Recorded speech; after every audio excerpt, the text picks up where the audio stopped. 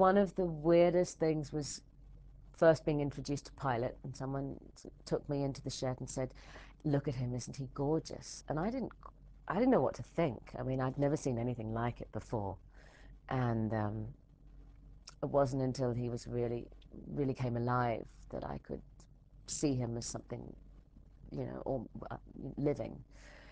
And there was a whole person inside. They would place themselves, their whole body inside Pilot's shell. There was a person on each of his forearms. There would be someone doing his eyes, his eyebrows, his mouth. And that particular puppeteering, that set was so difficult and arduous for the puppeteers. It was really hot. It was totally cramped.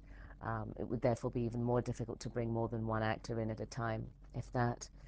I instantly was drawn to the expressiveness of Pilot's eyes, and that made it instantly easy for me to do scenes with him. Sometimes you'll do scenes with actors and it's sort of glazed over and the lights are on and nobody's home. With Pilot, that was never the case, and certainly not with the actors on Farscape, but just the experience of working with a creature that was real enough for me to emote with. It says a lot about the work that was done on him by the puppeteers and by the people who created the animatronics, and painted him.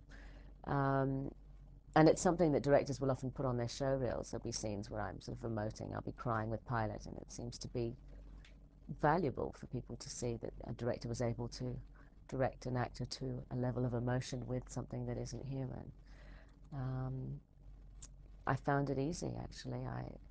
In the final scene that I shot with Pilot in season 4, it looked like we were about to do a love scene. We'd got so close. And one thing that we learnt very early on was the more physical contact you have with these objects, the less inanimate they are, the more lifelike they become. So we would always aim to have as much physical contact with them as possible.